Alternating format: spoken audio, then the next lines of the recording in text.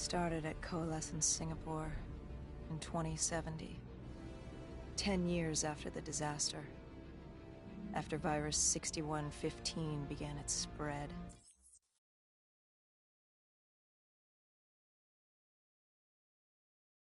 We'd lost comms with John Taylor's squad, another undead extermination team. Dead killers, we were called. With our cybernetic augmentations, we were impossible to infect. We were trained to terminate the undead.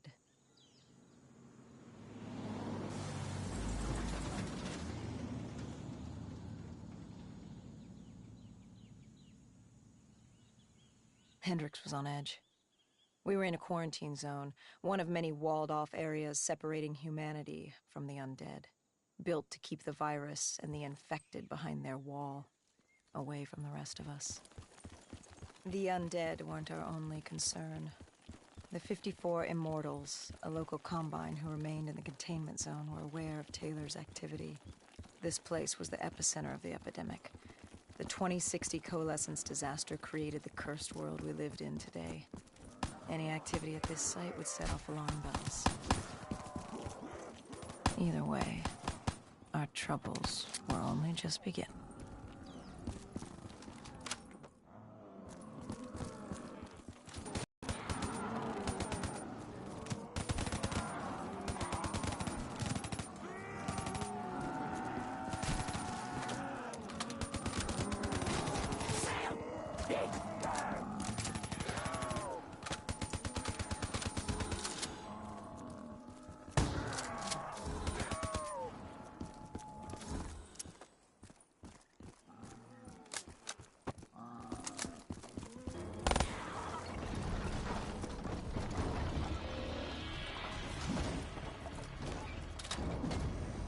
Hendricks had a bad feeling about this. He wasn't the only one. I knew we shouldn't be there.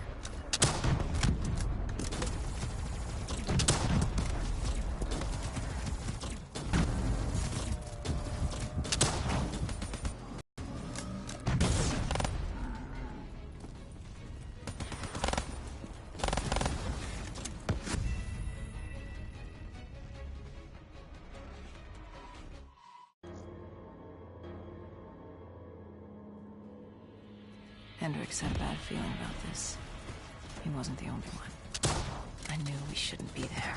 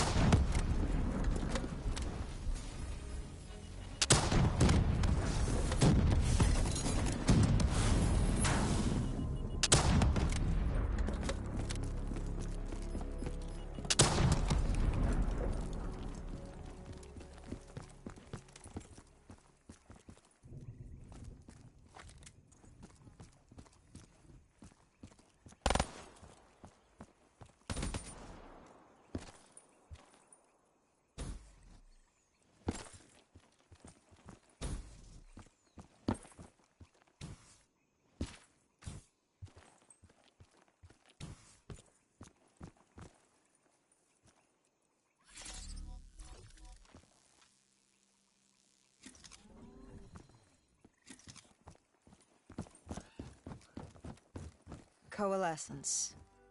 Enhance yourself for a better tomorrow.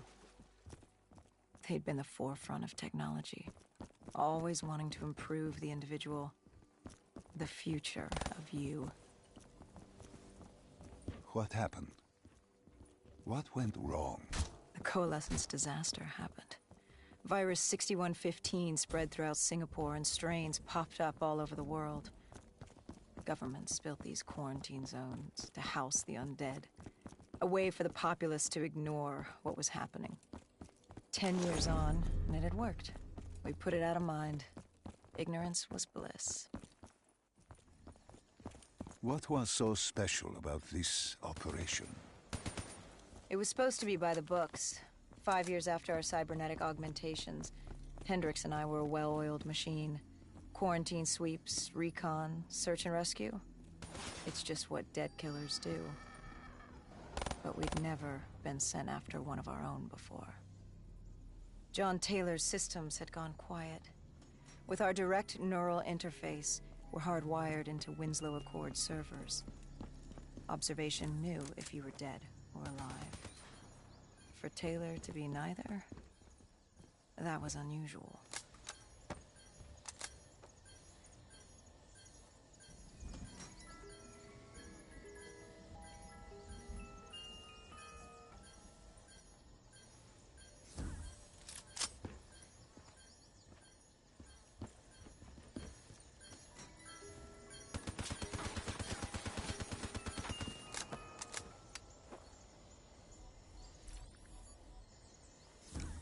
We located an EMF source and uploaded it to Central. It was a 54 immortal audio log, detailing unusual activity coming from the server room at the lowest level of the building. It couldn't have been more than a week old, probably why Taylor's team had been sent to investigate. Hendricks activated a recon drone to scan for life. We picked up a signal coming from far below. As we stood there in the atrium, I felt like Alice. And we were about to jump down the rabbit hole.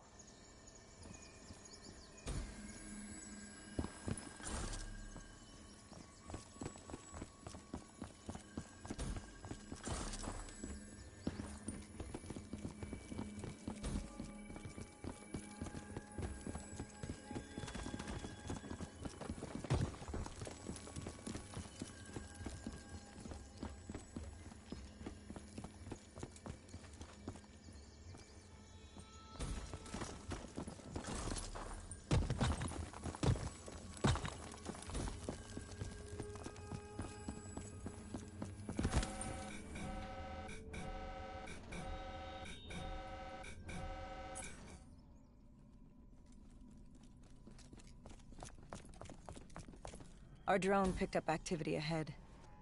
We should have known we weren't alone down here.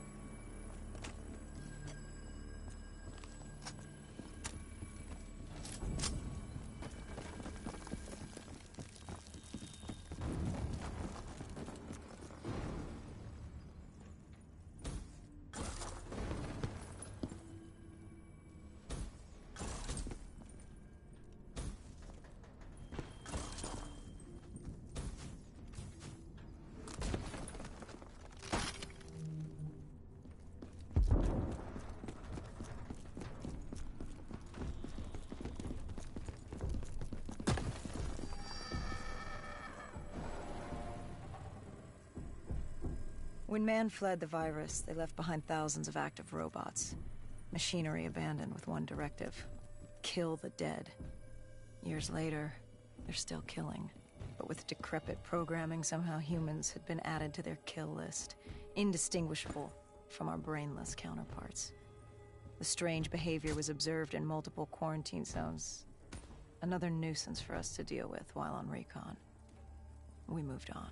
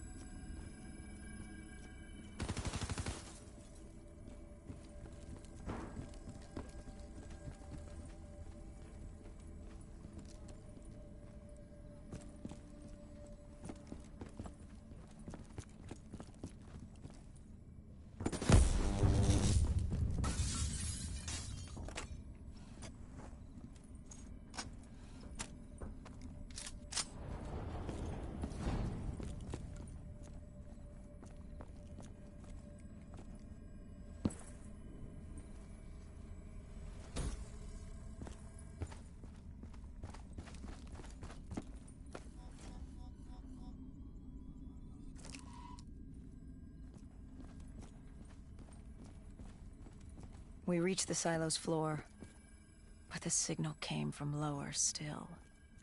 Below Coalescence.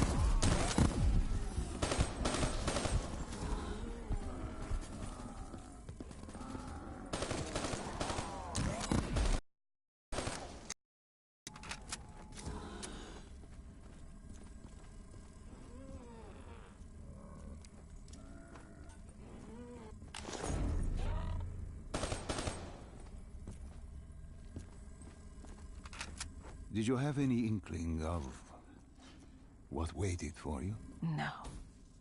In hindsight, we should have put it together. But the fact of the matter, that day was supposed to be like any other.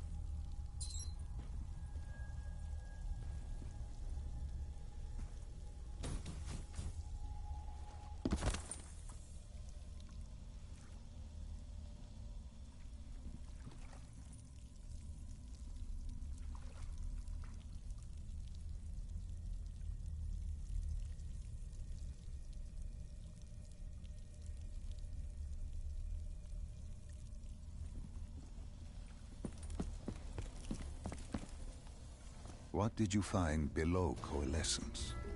A CIA black project. Project Corvus. Unknown to the world, and unknown to most people in the know. As off the record as it got. A redacted footnote in Langley's history book. Part of me wishes we just turned back. Why? Well, it would have been easier. For me. For Hendricks. For the world. Is it such a bad thing? To want to be blissfully ignorant in the face of daunting adversity? We didn't have a choice. Those who find fate thrust upon them rarely do.